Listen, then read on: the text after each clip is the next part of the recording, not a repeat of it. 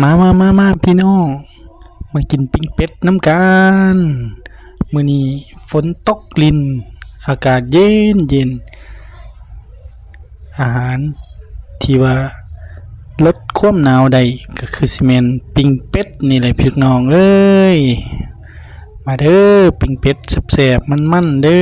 อกินกับข้าวเหนียวฮ้อนๆน่ะสุดยอดเฮ็ดแจ่วส้มใส่กินกับปิ้งเป็ดข้าวเหนียวฮ้อนๆจักปอกจักแป๊กก็คือสิดีอยู่แต่ว่าผู้เว้านี่บ่กินเด้อมีแต่กินปิ้งเป็ดกับข้าวเหนียวฮ้อนๆนำกันเด้อมาแซ่บๆนำกัน